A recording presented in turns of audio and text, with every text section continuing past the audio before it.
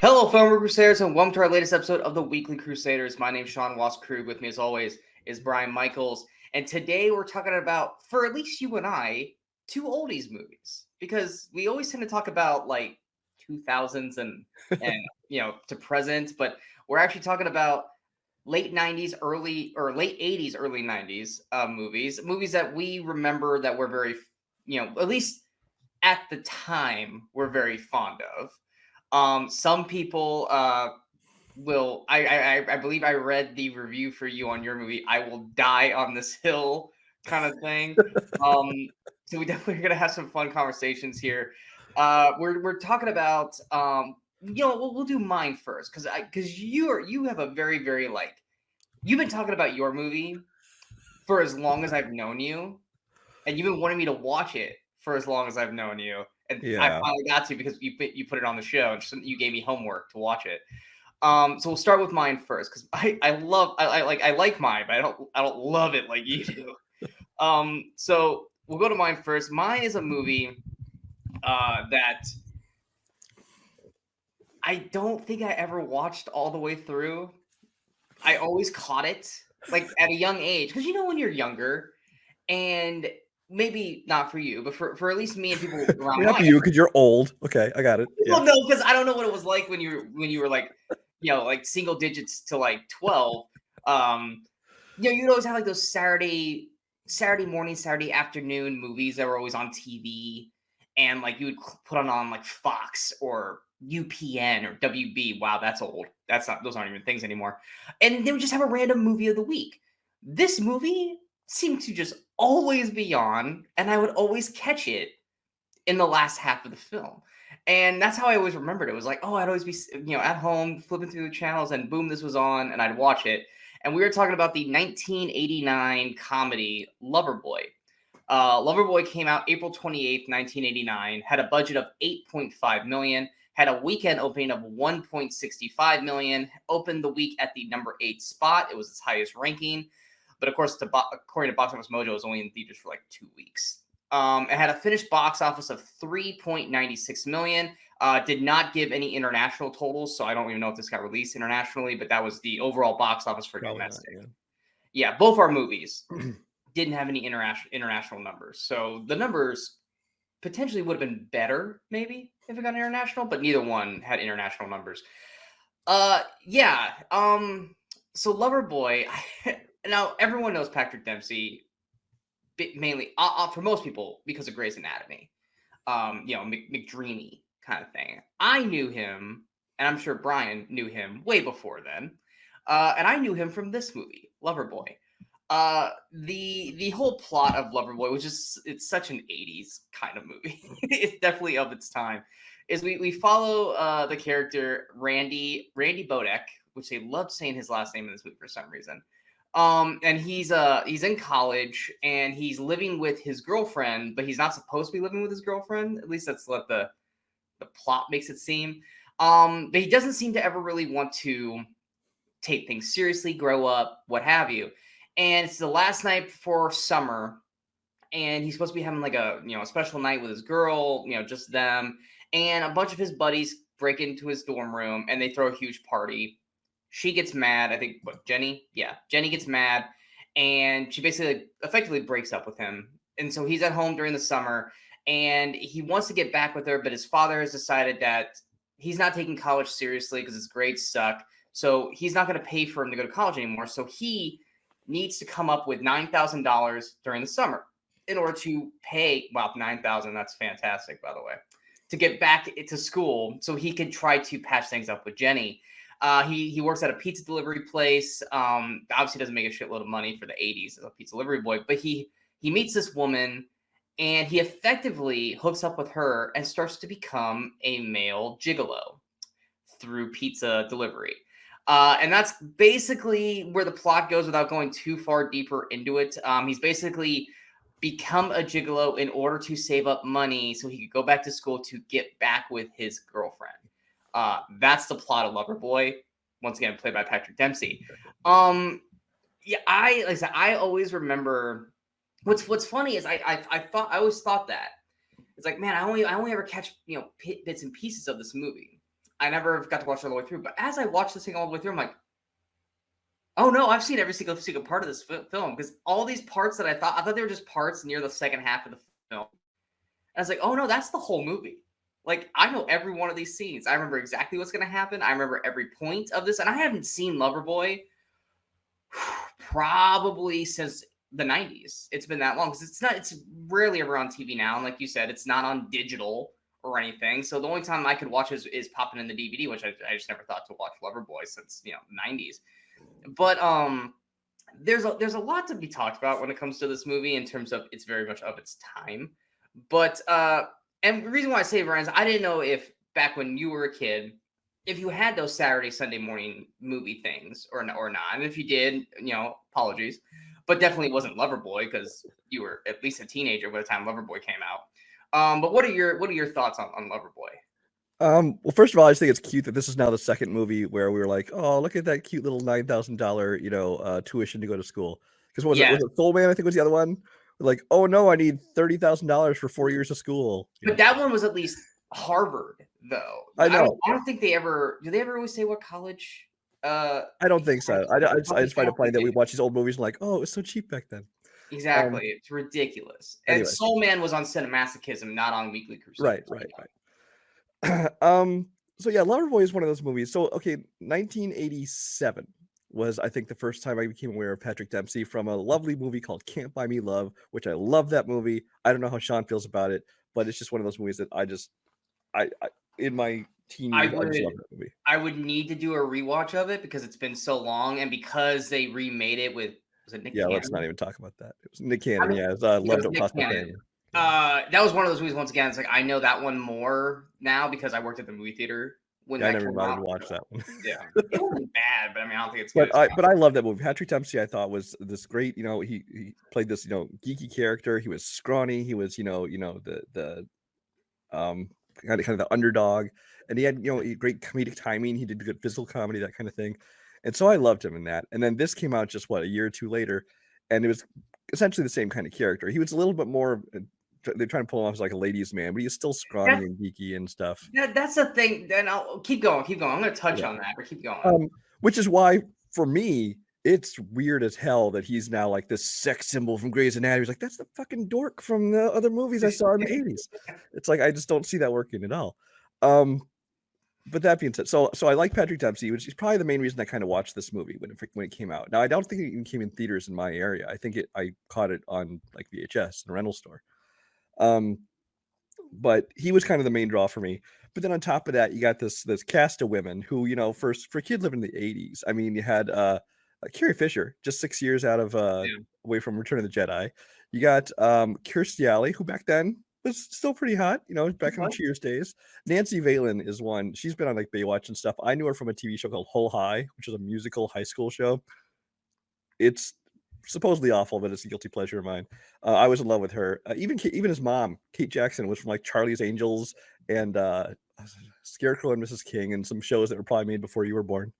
But I mean, there's all these beautiful women. I'm like, oh, I can watch this movie, and the movie I thought was a ton of fun.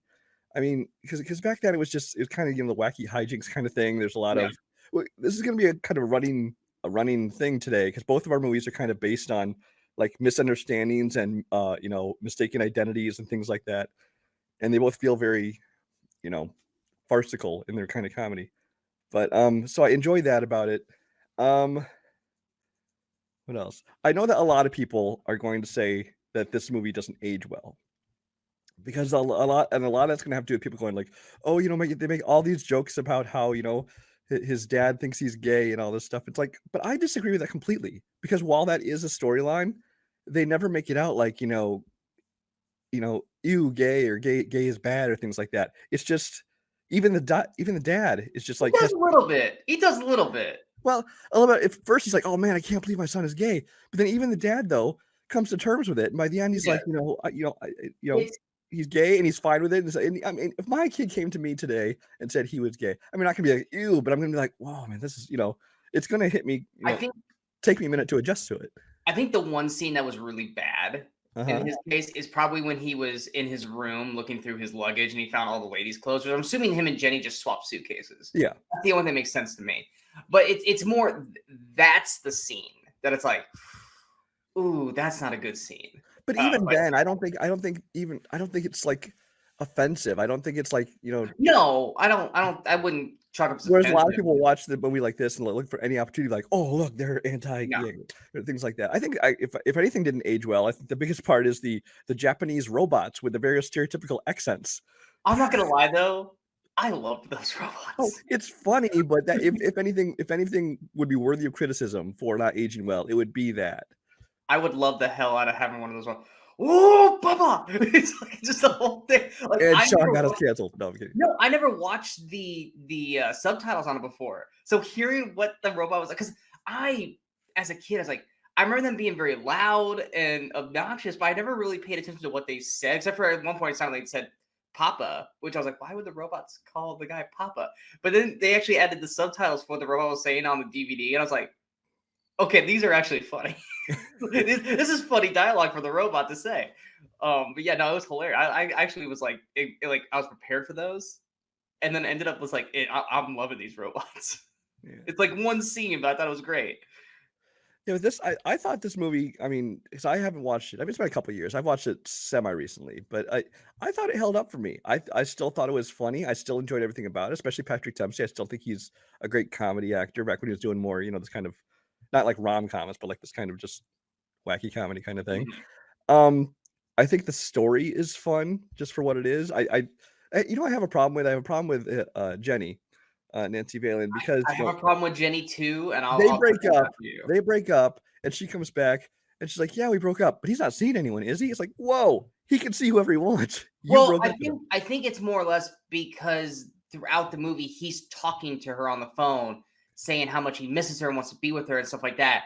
I think that's where that comes. Like, wait, he's been doing all this trying to get me up here and he's seeing somebody else? Like, that I think is where that is. Well, and then in the end when he confesses everything and how he did it just to get back to her, and she was even like, what if I slept with all these guys just to get back to you? I mean, would you feel okay with that? But she ends up basically forgiving him, but it's like in the end he did screw tons of women. Now he does say yes, he does say I didn't sleep with all of them, but he slept with lots of them. I mean, the main girls, I think he slept with like at least 5. Well, there's like the main girls. I think he said slept with one of them like 2 or 3 times, one of them like 5, and then the one girl's got to be like 10 times. So you figure that based on the math, if he made like almost $9,000, that's like 45 200 a pop. Yeah, so it's like $45 a pop. 45. That's 45 visits minimum. So now, if figure half of those might have been to those same 3 women, but that's still another like 20 women that didn't sleep with all of them, but he slept with lots of them. Because it's like there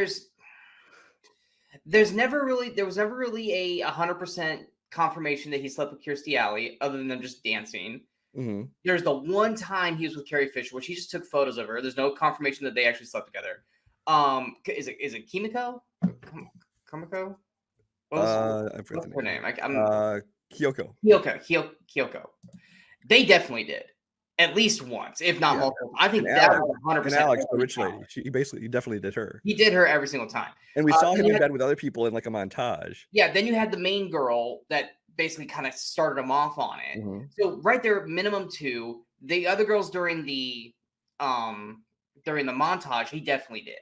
So, but yeah, that was my whole problem by the end of the movie. It's like, so he slept with all these girls to get back to you. He learned how to be a better boyfriend by doing so. And at the end, she was like, no, this is not happening. Like, take me to the airport or whatever. He's like, all right, well, I got to go save my parents', marriage first. And everything fucking falls apart at the restaurant because all the husbands show up. But yet, by the end of all that, she's just okay with it. I was like, what? No, like, Jenny is like a 10 in terms of looks and everything. Dempsey now would be considered probably a 9 or a 10 to women. Back then, he's a hard 6, maybe a 7, because he still has the baby boy face. He's scrawny. It's not like he's ripped or anything. He's even when he takes his shirt off. I think it was Kirstie Alley. He takes his shirt off. Yeah. Like, whatever you'll do. He's a twiggy guy. I mean, he's really good at the physical comedy because he's doing this like thing where he's because like that was the whole thing too. It's like even at the beginning when he was like, when he had the like the blonde spiked up hair and stuff. I'm like, dude, you look like a dweeb. You're a dweeb. Oh yeah, the opening hair. I was like, oh my gosh.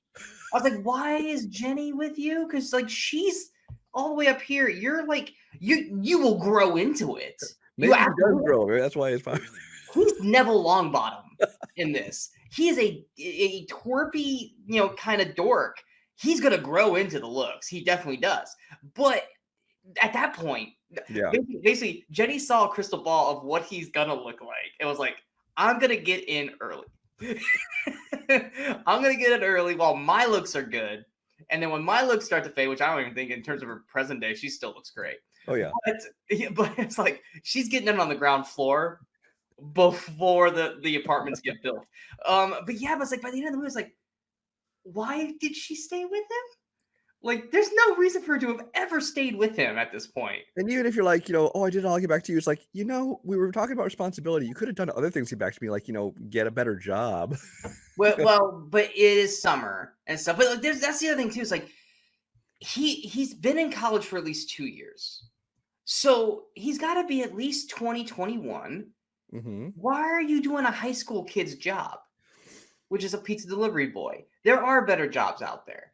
And even then, if he so cared about her, why did he chase the one girl into the freaking boutique right away? That one time with what was that at the parking stop?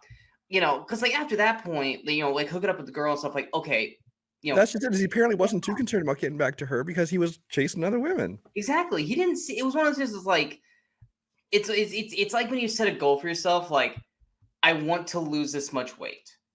Eventually, yes, that's what I want to do. But there's going to be times along the way where I just need to have a cheat day and eat whatever the fuck I want and not feel bad about it. And that's basically what he's doing, but he's getting paid while doing it. But at the end of the day, she finds out how many, and he tells her everything. And she's just like, which I respect that. I respect that. Him coming forth was good. There was no like him trying to back his way out of it or do anything like that. But at the end of the day, all he had to do was do a dance with her at the end. And they were like happily ever after. Oh, I know you know how to dance. That changes everything. Yes. Oh, you're very considerate now. You think about other people's. You know how to talk to women, and you can dance. Screw that you fucked however many women. Come back to me. It's like, okay, whatever. That's such an 80s movie. There's no way that would fly today. Can you really stop off the doctor and get you tested for everything? Well, no, these are women. These are women. They're not gonna be like that. Kind of thing, but yeah, it's very. That's why I say it's very much of its time, because today's standards, that woman, if they were making a movie like that today, she would have been like, nope, I'm a powerful woman and I am not dealing with that crap. And he would have been like, I've learned something along the way. I'm gonna be a better person, but I'm still gonna do this. The more you know. Yes, the more you know, kind of thing. But yeah, it was like, but yeah, Dempsey, They try to play him off as like this suave, good-looking kid, like a Rob Lowe or Charlie Sheen or something like that. It was like, don't talk about Rob Lowe today. Okay. He's not the worst part. Tune in to Cinemaschism, folks. He's not the worst part of that movie. But it's like, nah, dude, you're like DJ Quarles with just a better face. It's like, but he's like, say he's got the physical comedy. Like, there's that one part where he's dancing with Kirstie Alley and he face plants on the bed and it pops right back up. Like, I was like, that was good. That was a good physical comedy move. He's constantly physical. There's one time, I think it's like right after Jenny was in this restaurant, he does this like leap over the pizza counter, like this diving leap. But I gotta say I was impressed by. Anyway, well, he did that one where was it when he was leaving Kaiko's place the first time, or he was leaving somewhere? And he was like walking down, it's like a gated like sidewalk, and he just straight up leaps over the and it's not like a short fence, it's a big fence. And I was like, yeah, I remember back in the day I could do that. Like, that's wrestling. Now I kill myself. Yeah. That's wrestling stuff right there. Yeah, I don't have the ups anymore. My knees are both shot. But it's like I remember I used to do that clean, But like, yes, he's definitely got that young physical like agility kind of thing, but he still just looks like a twerpy nerd.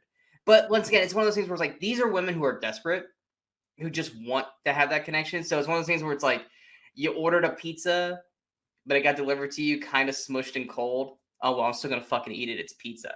I think that's what these women, I think that's what Kirstie Alley's kind of thing was like. well, still better than nothing kind of Well, thing. that's I like that they kind of acknowledged it with Kirstie Alley, where they didn't try to play him off as like this hot stud. And I think with all of these women, they were all like, married women in these long-term relationships. So I think it was kind of like they're at the point where it's like, it's not about the physical. I want the connection. I want the attention. I want that kind of thing. Yeah, because and even then, like throughout the film, most of the encounters are with married women. But you got to know through that montage, a lot of those women were just women that just wanted the extra anchovies. Like that one scene where the woman was literally ordering the extra I anchovies. knew that was going to happen eventually. I mean, for the first time I saw the movie, I'm like, That's a someone's great. going to actually order one with just anchovies. That's a great It's scene. gross, And by like, the because way. like even his buddy, I can't remember what was his buddy's name. Oh, I have no idea. Sal. No, Sal was the owner. I can't remember. God knows which is which. Yeah. But yeah, his actual buddy, he's better. He was better looking than Patrick Dempsey at that time. He probably should have, like helped out at some point. Like one of those, like, look, man, you go hook up with these chicks, but give me the money because clearly you don't care about the money. You just want to go get laid, dude. Start branching out. Go take some of these shifts for me, but I get the money. I guarantee you, he would have done it. He would have done it. Which brings me to one thing I want. So there's the time when Kirstie Alley gives the number to his mom, Kate Yes. Jackson. Okay. Which you knew that was eventually going to happen too. Yeah, and I'm like, oh, because honestly I was trying to remember how this happened, because I didn't remember this receiving the movie very well, and I'm like, this is gonna be super gross and uncomfortable. Like, how far is this gonna go? And because it could have been like the lights could be out and things go bad, like, ugh. So, but then as it happened, of course, I remember that they don't. He gets there and realizes Yeah, it's they her. never see each other, but she does Right. find out. Well, he sees her. Yeah, but he only sees her from the back. Well, things he seems to know, because he like sees her and he like freaks out. Like I think he saw enough that he could tell who she was. I think it's more or less he saw like her hair and was like, "Oh crap, that looks like my mom," kind of thing. Because he never saw her face, and he never heard her voice either. Well, actually, no, he did hear her voice when he shut the door. Well, no, because at the ending scene at the anniversary party, when they kind of share a look like, oh, we know what happened kind of thing. When she realized that he was delivery boy, and he kind of gives this look like, like he knew that she was the woman there too. Yeah. He wasn't surprised, like, how do you know this? It's like he already knew, which makes it even weirder to me that, I mean, obviously he bolts out of there because he's not going to try and complete that transaction. But then he like goes to the Italian dude's like, here, go deliver this pizza. It's like, wait, are you sending somebody to go fuck your mom? No, but remember the scene. He tells her, "No more anchovies. Go home. Don't do anything." That's what he told me. That's not the guy you tell that to. You tell that to No, it's not. It's not at all. Because I love that because they established that earlier in the film when he's like, "Do these girls ever say no to you?" He goes, "No." He goes, "For once, I would just love to have a woman say no to me, and that's the one I want to spend." And she said no, so of course he was like, oh, which I'm sorry, his mom's hot, so I totally get where the Italian guy was coming from. But I love that they established that in a line of that. Was like that's one of those things that you and I talk about all the time. It's like there's something that needs to be established in a movie. All you have to do is just say a line. Say one line somewhere in the film that you can go back to and go, there, they set that up. And this movie does that. The 80s was really good about that. It's like, they'll be like, hey, we'll just throw this line of dialogue in. It's going to sound like nothing big deal, but it's going to come back around. And that's one of the things that bugs me about a lot of the stuff now is that there's certain things that's like, you could have fixed this with one line of dialogue. Yeah. And they just don't want to do it. And this is and there is problems with this movie. There's editing issues. And we chalk that up to it was probably because it's shot in a wider landscape now with it being on DVD that maybe on TV it was. There's the dream sequence when he has the dream sequence that. Oh yeah, we think it was cropped differently originally. Yeah. Yeah, because like there's a part where he's about to get like surgically drilled by the doctor. And he starts like doing the doctor who's the husband of Kirstie Alley's character, yeah. And he starts doing like like he's getting drilled. Like, dude, you can still see the drill. It's nowhere near him. But cropped on like a 4x3 TV, yeah, you probably didn't see that. Yeah. So it's one of those things where it's just like camera shot didn't work. But yeah, there's some little editing things here and there. There's an extra that looks really pissed off for some reason that was enough to distract me. Because number one thing is an extra, don't distract the focal point, and that dude distracted me enough to where I rewound it, and I even showed it to you last night. We wound it like 4 times. Yeah, because I remember I noticed because I noticed the extra too, and both of us thought like, "Wow, I got dart out of the pool," and like they're like the scene, something else was going to happen in that scene that got Yeah, cut. Now you took it as he was like angry, going to pissed off, going to fight him. he was I he was didn't. aggressive. I didn't see it quite that way, so much as just an overacting extra. But either way, it was an For extra who definitely pulled attention he shouldn't have, and that made it a weird edit in that scene. for anyone who's wanting to know the extra we're talking about, so if you guys want to go back and check it out, it's when the Italian guy, I'm blanking on the Italian guy's name, is following the mom out of the hotel. She darts out. The Italian guy gets on his Vespa motorcycle. It's a Vespa. He gets off. He gets out on his little motorcycle thing, and this dude's in the pool, and he darts out, and he looks like he's going like this, like I was like, he's not going at the girl. He's looking at the Italian dude. So it looks like he's getting out of the pool like he wants to start something. Like it'd been one thing if like you saw him like earlier in the movie, like walking up with a pizza and him hitting on the girl that's sitting at the table, but you never see that scene. So there's like either something got cut or this extra just went rogue. But yeah, it's that scene. It's near like the final act when everything goes to hell. But I think the dad was the one thing that didn't work for me because the dad is just like an overbearing douche.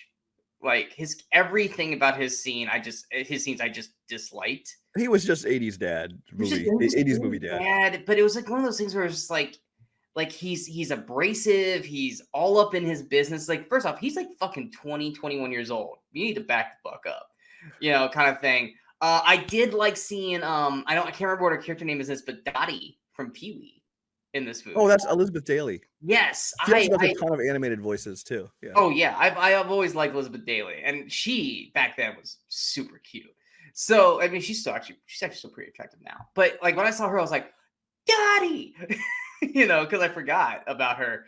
And she's only in like what 2-3 scenes in the whole movie, but still very nice. Yeah. And actually, I like that scene actually with her and the dad because she like needs to sleep in his construction trailer because her home's being fumigated or something like that. Yeah, something like that. And then like he ends up coming back drunk and passing out in that trailer.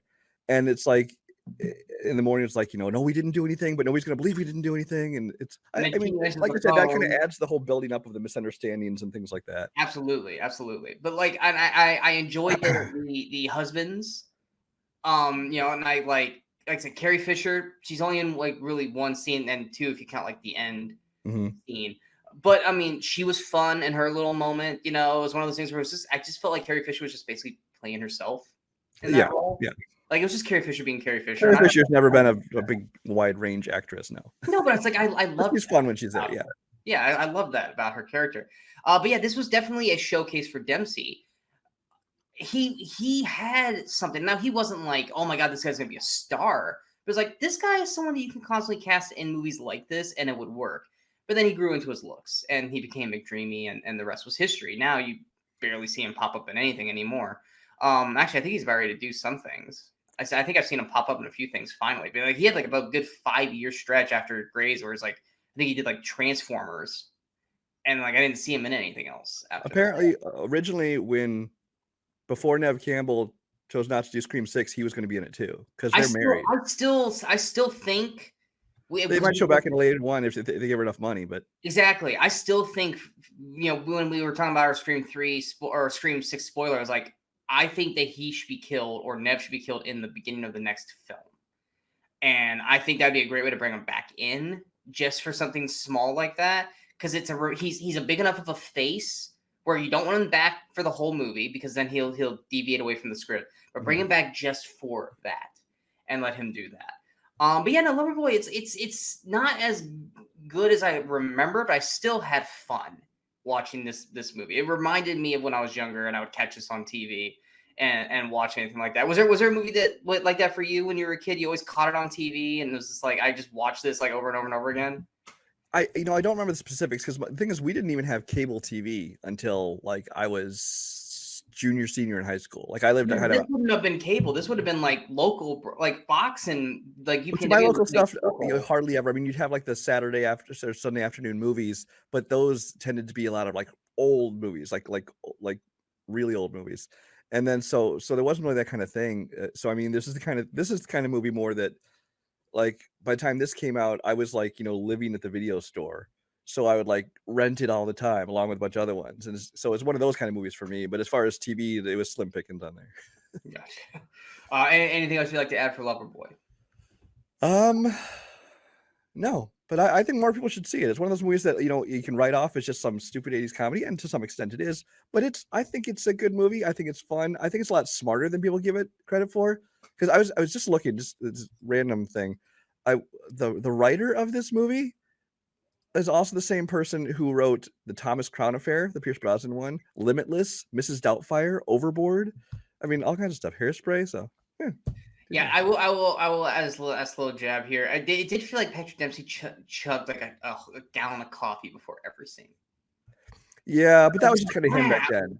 Yeah. Like, if you haven't seen or if you don't remember Can't Buy Me Love, go watch that because it's the same Patrick Dempsey in that movie as in this movie. Same energy and everything. And you also get to see a very young Seth Green, I think before his nose job too. So, but yeah, it's a fun movie. Go see that one too. And I never thought I would see someone make catcher's equipment, softballs on a baseball bat in that way. That was yeah. There's gonna be some young boys who are gonna figure that stuff out very, very quickly if they watch this movie. Anyway, we're gonna move over to Brian's movie, the movie that Brian has been trying to get me to watch for 4+ years now. Has been dying on this hill for it. We were talking about the 1991 film or comedy film Oscar. Oscar came out April 26, 1991, had a budget of $35 million, had a weekend opening of $5.09 million. It was number one its opening weekend. It spent 2 weeks at the number one spot and had a finished box office of $23.56 million. Like I said, no international numbers for Oscar back then. So yeah, Brian, this is a movie that you have been trying to get me to watch forever. Take it away. I have. So Sylvester Stallone has had this kind of roller coaster career, and like the 80s obviously were like his big time. He's him and Arnold Schwarzenegger were the unstoppable force, action stars. He did his Rambos. Of course, he had like several Rockies in there, things like that. So by the time he hit like 90, he was starting to be on a slide. There's like Lock Up and Tango and Cash, and some of his movies that were some people like, but they weren't like his best movies. And Rocky V had just come out too, so he decided to try to do some more comedies. There was Stop My Mom Will Shoot, which comes out the following year, which was horrible. we talked about on Weekend Crusaders. And then there's this movie Oscar, which I think a lot of people lump in together with that. I think they just consider, this is like his little comedy, section of his career. But I don't think that they deserve to be, grouped together at all. Because whereas Stop My Mom Will Shoot is awful, Oscar is a great, great comedy. I don't know how Sean's going to feel about it. I could go by the fact that he hasn't rated it, but he might just be tricking me there. We'll see. I don't know what's going on with this one. He's got me guessing. I don't like it. I love that he's thinking I'm so like underhanded with this. Well, I certainly can't drink out of your cup because you would know that I would know. So Oscar. Okay, so Oscar is directed by John Landis. It stars Sylvester Stallone. Marissa Tomei plays his daughter. His wife is Ornella Moody, who I only know from Flash Gordon. Great supporting cast, including Tim Curry, Chaz Palminteri, Martin Ferrero, Harry Shearer, Kirk Douglas. The list goes on and on. This is based on a 1960s French film with the same title, Oscar. They remade it to American film, although the setting is a little bit different. He plays Angelo Snaps Provolone, who is an Italian gangster, essentially, who made a promise to his father, Kirk Douglas, on his deathbed that he would, stop being a gangster. He would go clean. He would become a legitimate businessman. So he wants to become a banker. And this entire movie takes place on the day that he is going to basically become an investor. He wants to become a banker. He wants to join this group to become a legitimate businessman. He wants to leave crime behind him. His henchmen, his lackeys, Chaz Palminteri and Peter Rieger, they're having a hard time, coming to. They're always carrying their guns around, and he's like, has to keep taking them from him. In the same time, his daughter, who wants to be, who feels like she's confined in this prison of her life, she wants to go off and marry. But essentially, she's in love with Oscar, who is actually a character you don't even see most of the movie. He's the chauffeur who's supposedly off to war or something. But this movie is a farce, which it feels very much like a play. I don't think it was based on a play. I don't think the original movie is based on a play, but it definitely feels like a play. It's a lot of revolving doors, a lot of characters coming in and out. It's essentially one setting. It's very fast paced. Most of the comedy it revolves around, like we said earlier, a lot of misunderstandings and mistaken identities and swapped suitcases and things like that. And so if you're not into that brand of comedy, because it's not something you see very much anymore, especially not in movies. You see it sometimes still on stage, but in movies you don't see a lot of farce like this. So if that's not the kind of comedy you like, you're not going to enjoy this movie, because this is very much that style of comedy. But for me, everything about it worked. I thought that everybody across the board, top to bottom, the entire cast, I thought did a great job with their characters. I think that the comedy was paced well. I like the music, which is pretty much constant in this entire movie. I loved the music they used in this movie. It's a lot of like opera, like Barbara of Seville, things like that. It just kind of adds to the feel of it. And yeah, I'm gonna stop there and let you reveal your thoughts. So I had no idea what this movie was. I mean, I knew Oscar. I mean, I knew Stallone. First off, I thought he was Oscar. That's how much I knew about this movie. I knew he was like a gangster, like mafia kind of thing, but that was the extent of what I knew. So I did not know what kind of comedy it was. I did not know anything like that going into it. I watched it as bone dry as I could without knowing anything. The first scene where he's going to see his father die, which was Kirk Douglas, which I didn't recognize until when they did the casting at the end of the movie. That whole scene, I was like, okay. And then you had the part where he like breaks the fourth wall and like looks at the camera. I was like, why is he gonna do that through the whole fucking movie? Which I think only does it like one other time, the whole movie. Which he doesn't even talk to the camera. It's more just kind of like a looking at the camera kind of thing. He doesn't talk. There's two times in the movie where he literally just looks at the camera like, which it's like if you're not, it's the same thing we had with She-Hulk. If you're gonna do it, then do it. If you're not gonna do it, then don't do it, kind of thing. Well, it reminded me of like around just a few years earlier, the first Ghostbusters. Like there was one or two times where Bill Murray turns to the camera like that, but it's like those aren't like constant. Yeah, true. Well, it's one of those things like once, like in the 80s and early 90s, like this one, you could get away with that, and it's not a big deal. It's a comedy like break kind of thing. Whereas like nowadays, after you have like The Office and Ally McBeal and all that stuff, it's like you can't do that shit anymore. Like or Deadpool now. It's like no, if you're gonna do it, fucking do it. If you're not gonna do it, then don't. Because at that point you're just distracting everyone by like, wait, is he looking at me kind of thing. But yeah, it's one thing I was noticing like as this movie was going through, was like this is like oh god, what was the word? I was thinking about it when I was watching it. It's like everyone in here was like a typecast character. Like, oh, I know that guy. Oh, I know that guy. Oh, I know that guy. I don't know their names, but it's like every time I'm like, The Mask. Well, character actors, yeah. Thank you, character actors. It's character actor the movie. You have Stallone, you have Marissa Tomei, and then everyone else is like, I know that guy from this. I know that guy from this. I know that guy from this. Because it's like, I was like, okay, Peter Riegert. I know from The Mask.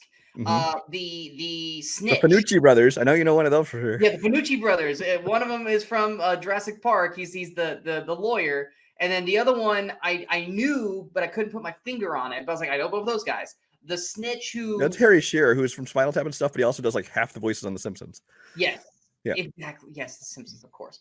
The Snitch is the toy guy from Home Alone 2. It was just like everyone was like, this is character actor of the movie. Like I'm just pinpointing every single fucking person in this thing. And my favorite one of the bankers, professional 80s asshole William Atherton from Die Hard, Ghostbusters, Weird Science, you name it. Absolutely. Yeah. It's like so everyone kept on was like, I know all these people. Now, what you described, the whole farce comedy thing. At first, I was like, oh my god, I feel like I'm watching an episode of The Three Stooges.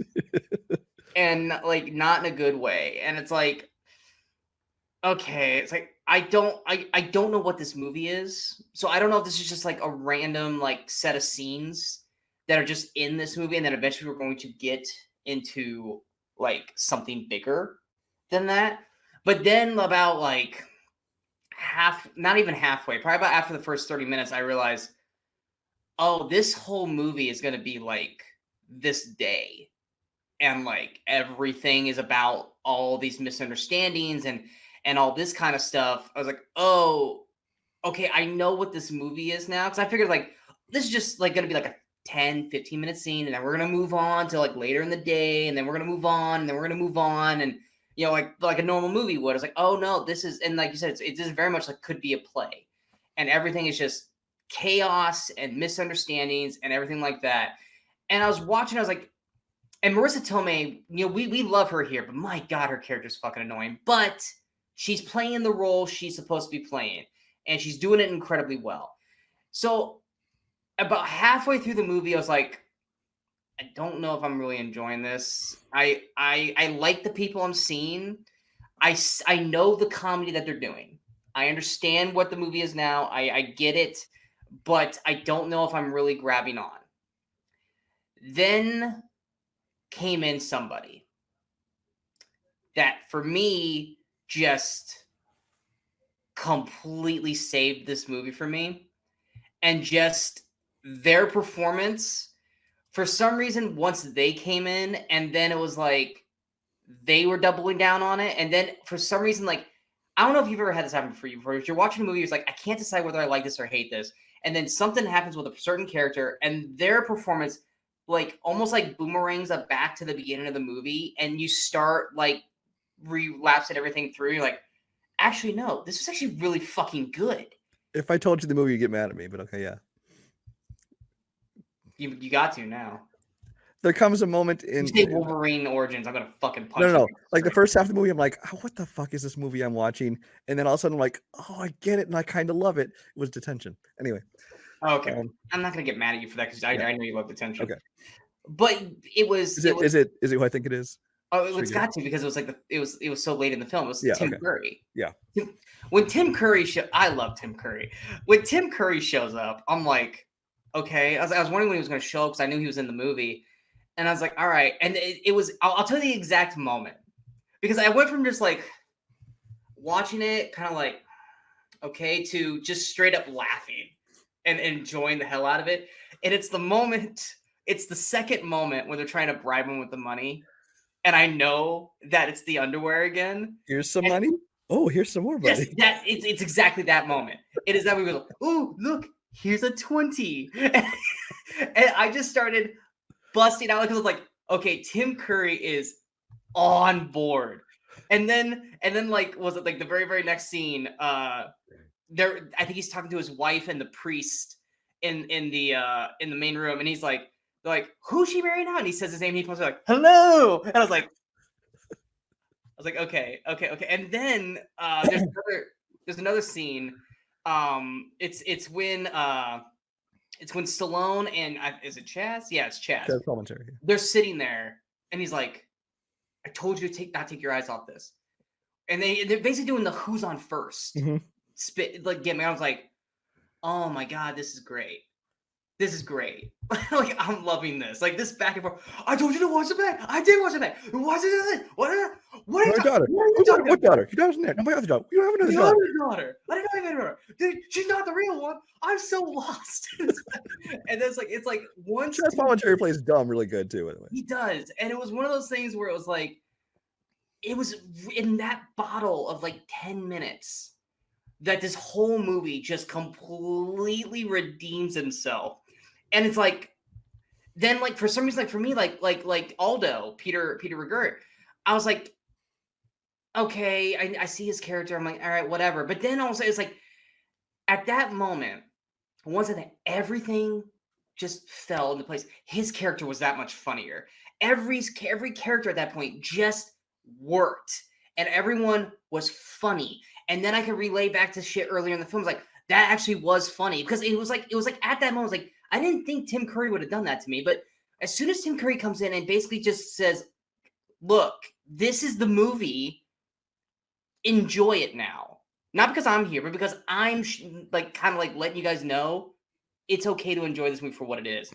And it was like, that's what it was like. It like opened up everything from that I had just watched, like almost an hour's worth at that point. And it's like everything just started to make sense and be funnier, because I realized this is the film. It's all just about the, like you said, misunderstandings and everything. Like you said, it's like a play. It's all takes place in the house. It's all done in an afternoon, and it actually was fucking enjoyable. Because like I said, at the beginning, you have this like it's very weird, because he's coming to his father's deathbed. He's slapping him around, saying "go straight," and then you have like this 5-minute long like claymation opera. The opening credits, which, by the way, Loverboy also with the animated opening, which we see a lot from the 80s. I'll come back around to that, because you and I were both talking about how we love back in the 80s when they would do like animated like opening credits. Although that Loverboy one was kind of shitty, but yeah, well, it wasn't that good. It's definitely no Summer Rental or some no, not Summer Rental. One Crazy Summer. Thank you, One Crazy Summer. But like I'm watching this little Mario looking motherfucker singing the opera, and I was like,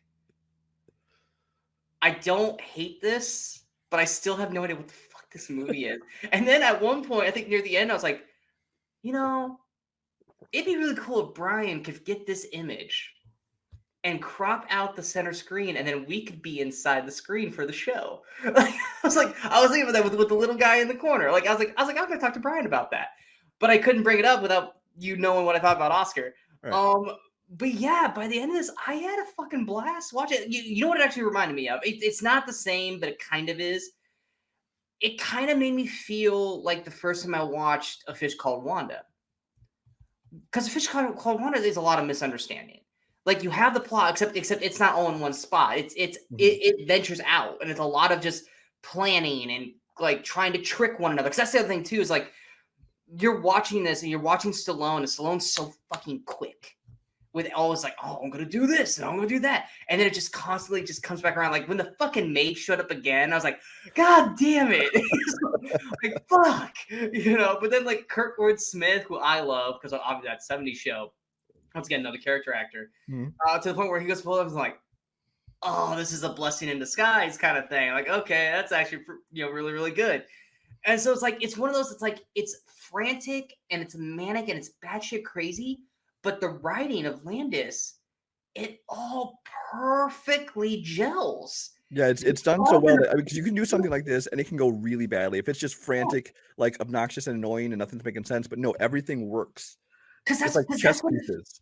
Because that's what it feels like. It just feels like it's a bunch of just random, crazy happenstances that just keep happening. Because I remember the first conversation that Stallone's having with Anthony in like the backyard or whatever the fuck he calls it. I was like, man, this scene is going on way too long. But now going back to it, I was like, this is setting the table for the whole rest of the film. It's one of those like, pay attention to what they're talking about, because this shit is going to come back around 3 times, but it's going to make sense each time it goes through. And so it's like, by the time you're like, I now 100% understand what Brian was talking about. Is this movie is kind of brilliant in its own little way, but because of, what's that? This makes me so happy. Anyway, go ahead. Because Stop or My Mom Will Shoot happened, no one gave this the time of day. But now it's too late. We're too far down the road that people aren't going to go back and watch this. They'd rather go back and watch Rockies, Rambos. That's why I made it my personal mission to make everyone watch this movie. Yeah. So it was like, and then like I said, me having these like personal connections to all these character actors, like Peter from The Mask, and even the which beautiful character acting by the snitch guy from Home Alone 2, where it's like that. Eddie Bracken, I believe his name. Yes, I was like, dude, like, bravo acting for that, because it's comedic and it works, and you're selling the shit out of it. Chaz, he's great in the movie. Everyone is doing great. And I swear to God, when the part came with the new maid, and you find out what the new maid is, and then you find out that like the whole thing actually was true, you're just like, oh shit, how's this gonna fucking play out? And I got mid spoiled. I accidentally spoiled myself at one point because I was like halfway through the movie, and I was like, I really want to know who plays Teresa, because she is gorgeous. And when I went to click on Oscar on IMDb so I could see who she was, I kind of got to see the final scene because it was the one photo. It was the one fucking photo on there. And I was like, damn it. But because I saw the wedding. Right. And I was like, damn it. Like I just spoiled this thing for me. Like, why would you fucking have that be the first photo that pops up? Kind of thing. But no, man, it was one of those like, you need to kind of, it's one of those where you have to just ride the wave, because the first 20, 30 minutes, you're going to be like, what is this? Like, okay, like this is going to be another detention situation, except detention never turned itself back around. But like I said, once Tim Curry shows, because Tim Curry is just so amazing, but yet underappreciated as a comedic actor. that when he did his like, oh, look at the money kind of thing.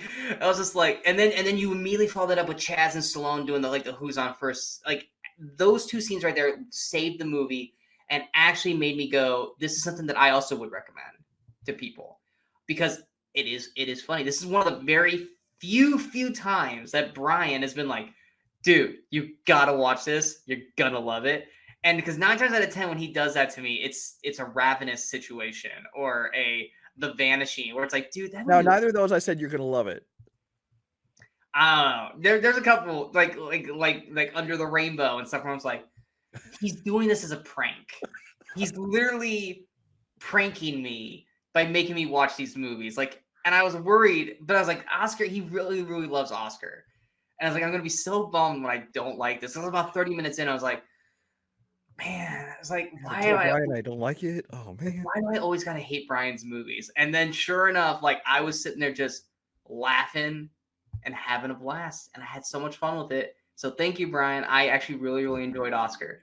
I'm glad. And this is one of those movies. I think more people, because there's been other people, like even in our community here, that like just wrote it off, but they had to watch for some reason or another. Like I brought it up for a trivia. I picked it from a movie that we had to watch for a title match in trivia, and like the writers and some people watch it, and they like, oh man, this movie's great. Isn't it's better than it has any right to be. And I'm like, of course it does. If more people would give this movie a chance, the only thing I would say is to know going in what you're getting into, because like you said, you had a problem adjusting at first as well. You have to kind of know that this is a farce. You have to kind of know the style of comedy you're getting into. But I think more that's the thing is that they don't do that kind of comedy anymore, right? Especially on movies. Yeah. And so I think if more people actually though watch this movie, I think that a lot more people would really like this movie. Maybe not to the extent I do, maybe not to the extent you do, but I think most people would enjoy this movie. The one scene I wanted to bring up that I really loved was the Fiducci brothers. Who most of their scenes is like, Fiducci brothers, sit, But I love that because they're tailors. They're coming to make him a suit for his new banker job, and as part of their like trying to show people their work, they have a picture for like the Valentine's Day Massacre or something where it's like the dead guy happy wearing their suit. And so when Vincent Spano, the prospective son-in-law, comes in and he's like, oh, you want to see our work? Yes, this is our work. And he thinks like they're assassins. He's like, you guys did this? Yes, we did that. We did 3 more today. And like, what? Like when we're done with you, no one will recognize you. I just love that. It's the writing of this is so good. It's so because it's like you look at it like 2 different ways. They're looking at it as, look at the suit that dead guy's wearing too. Oh shit, they killed these people, and they're so proud. And it's so like, and he's like, hey man, can you just tell them to hurry up? We got like 4 other people to do today. You do more than 1 a day? Oh yeah, we work all the way through. It's just like, once again, misunderstanding, and you can play it off many different ways. And once you know the movie that you're in, all the jokes start to fall into place and are a lot more fun. And I honestly, I was watching it and it made me go, I love these kind of comedies when done correctly. Right. Actually, at the time this came out, around this time and just before this, there's a lot of them. There's one called Blame It on the Bellboy. There's one called I don't remember.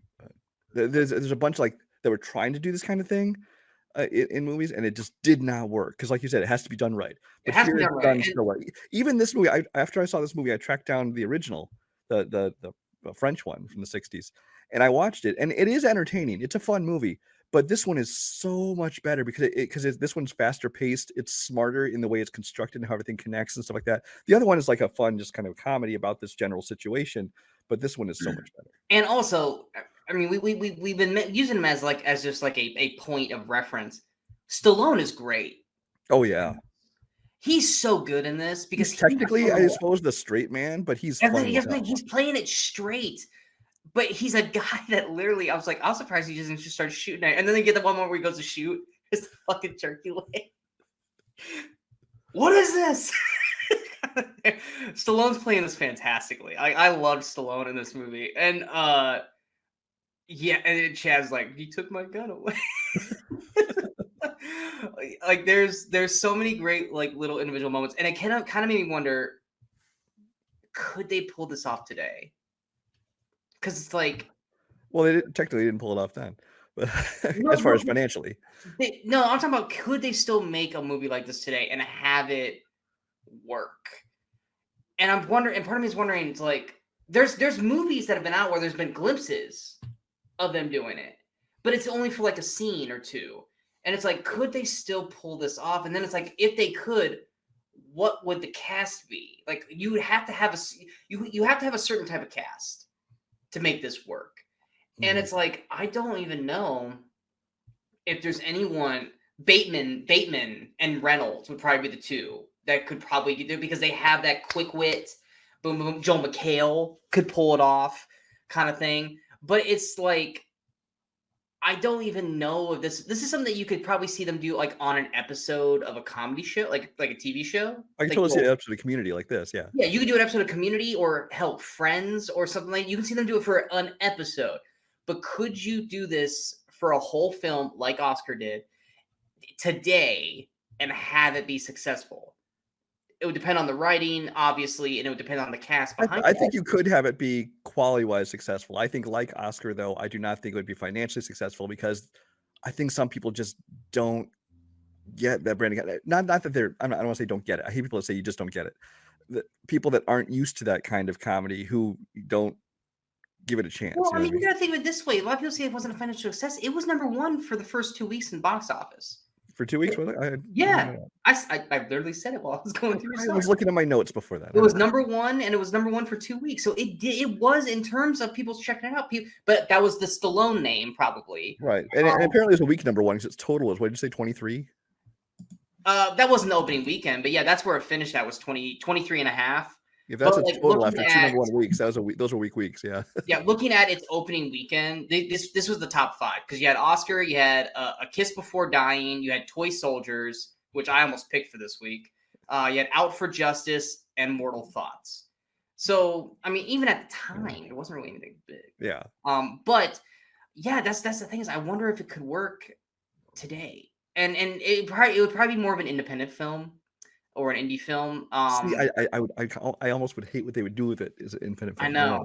You know, and You know who could do this well? Who kind of did? I want to see. I was about to say it. I want to see if we're on the same page. Go ahead.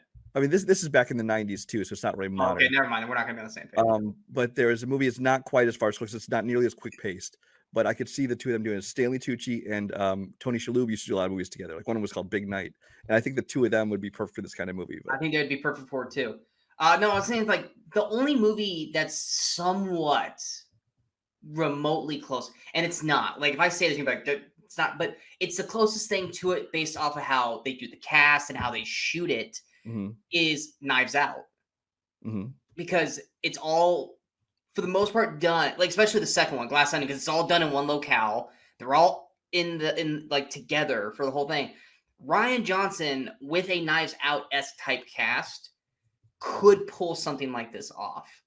And you kind of almost did a little bit with Glass Onion, but not really, because then they redid the whole restart of the movie and bring everything through. But that's probably the closest we've gotten to something like this.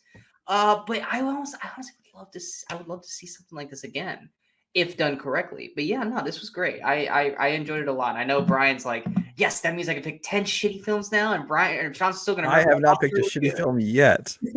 Not true, but I know. I was like, that's why I was like, because we weren't gonna shoot this today. I was like, no, we're gonna shoot it because Brian needs to know that I actually really enjoyed this film. Like, that's why I wanted to shoot it last night, but I wasn't feeling good. I was like, and now you officially destroyed my way of telling if you liked a movie or not by not rating it yet on Letterboxd. So, see, I knew once I called you out on it. I fully intend. I did that on purpose too, because I was like, if I post this right now, he's gonna know. I go, but I know if I don't post it, he's gonna think I hated this. Well, that's just it. You 100% called me out before I even. When I called you out on, like, the previous, what was last week or the week before? When I was, I think it was with Detention, I think it was. Yeah. And I was like, as soon as I mention this, then I can't go by that anymore, because I'm never gonna know. Because sometimes he will and sometimes he won't, just to mess with me. Well, because you did it. I did it with Tank Girl, and then I did it with Detention. It was Tank Girl. That's right. Yeah, it was Tank Girl and Detention, and which honestly, Tank Girl, I just didn't know I thought I had it reviewed already. I honestly didn't know. But Detention, I was like, I'm gonna hold off on it because I know if he knows I think it sucks, and he's gonna be like, oh god, okay, let's shoot this. But then you figured out the formula. I was like, all right, well, now I gotta just flip this every time. So now it's going to be a point where you're not going to know at all now. Because now you got never going to rate anything, so I won't know. Yeah, now you got good and bad. So now you're not going to know what we do. But yeah, anything else you would like to add with Oscar? No, everyone, go watch Oscar. Go watch Loverboy. Is it? It's on. Was it Hoopla? It's on Hoopla if your libraries use that. It's available to rent everywhere. And this one is one that I have seen pop up off and on like Amazon Prime, things like that. So it's worth checking out. And it's definitely one of those that's like, I say this all the time, and there's certain movies where it's like I 100% mean it. And there's other points where it's like I shouldn't have to say this. This is definitely a movie that deserves to be watched twice. One, so that way once you get the hang of it, what the movie is, then it starts to become funny. And then rewatch it again because you'll understand what the movie is now. And there's a lot of jokes probably in the first half that you didn't realize were jokes yet because you thought it was sets up for later when they were actually jokes. And so it kind of deserves a rewatch just so you can like go back and appreciate the first half of the film because you didn't really know what the fuck you were watching. I will also say for all of you that are going to go out and watch this because you don't have a choice, this is your homework. For all of you that are going to watch this, you need to give it your attention. This is not a movie you can put on in the background, do something else because there's so much shit happening. It's boom, boom, boom, boom, boom. Because there's times where it's like, because I remember that especially when the suitcases started to become a thing, where it was like, if I had my head in my phone or on my laptop or something, I would have missed a switch, and then I'd be like, wait. Now I'm gonna have to rewind it because that's not where things are. Yeah, so especially the second half of the film, you need to be paying attention because there's a lot of physical movement comedy that's happening. Mm-hmm. Mainly like right before Tim Curry shows up. And that's the other thing too, like because like that was the other thing that I even said too before I end this. Like I said, Tim Curry for some reason just made everything work because like even Marissa Tomei, I couldn't, like I said, we love her. I couldn't stand her on screen at all. Until she was with Tim Curry. And then as soon as she was with Tim Curry, her character became tolerable. And then she actually kind of became funny as well. And I was like, is Tim Curry literally fixing this? But like you said also, even before that, she's supposed to be kind of the obnoxious girl. She's playing the role she's supposed to. But it got to the point of being so obnoxious that it was like, I don't even want to watch it. Yeah. But then once she got put with Tim Curry, her character did change at that point, but she became more tolerable and then she became more likable. So it was like, I never would have thought that Tim Curry popping in a movie at like 45-minute mark would 100% just save an entire film for me. But this is the guy who gave me nightmares for like my whole childhood as Pennywise. But yeah, Tim Curry 100% saves this fucking film. Like I said, not that he needed to save it, but he basically his breed of comedy is what made me go, I now understand the whole thing. And now the whole thing is great kind of deal. But we hope you guys enjoyed this episode. If you guys did, go ahead and hit that like, share, and subscribe button to the channel so you guys stay up to date with all the latest videos pop up on the Movie Crusaders. And of course, remember to follow us on all the social media outlets you see below. Coming up next, we have our summer movie preview, where Brian and I will be talking about all the movies that come out during the summer, what we think about them, whether we're excited for them, not excited for them, as well as our second annual Predict the Box Office for the summer. We did not do that great last year because of Top Gun Maverick. We filmed 2 days early. Yes. We were 2 days. Right before they screened Top Gun for people. Yeah. And we chose poorly. Yeah. But yes, we're coming back around for that right before Guardians comes out, which is the kickoff to the summer. So be on the lookout for that, as well as our latest episode of Cinemasochism. That's not going to be a fun video. I can already tell because it was not a fun watch for us. But we also got the big review for Guardians of the Galaxy Volume 3. I'll definitely be doing that. Whether or not Brian joins me is entirely up to him. I would hope he would join me for it because it is one of the bigger films of the year. But we got all that coming, plus another episode of the Weekly Crusaders where I'm picking a movie that I think is one of the better ones of the franchise that I think saved the franchise, but then was completely kind of forgotten by everybody because the franchise was great after that. And Brian's pick is would you call it a rom-com or just straight up comedy? It's a rom-com. It's a rom-com that I think is greatly overlooked for this actor because he had gotten to, I think, at this point where he had done it too much, and it was like no one really cares anymore. But it was still a pretty solid rom-com for me. I haven't watched it since then, so maybe it might not still be that good. I don't know. We'll find out. But figure out what those 2 movies are. We are the Movie Crusaders. I'm Sean Watts Crew. That is Brian Michaels. And until next time, in case we don't see you, go watch some movies. Go have some fun. Go watch Oscar.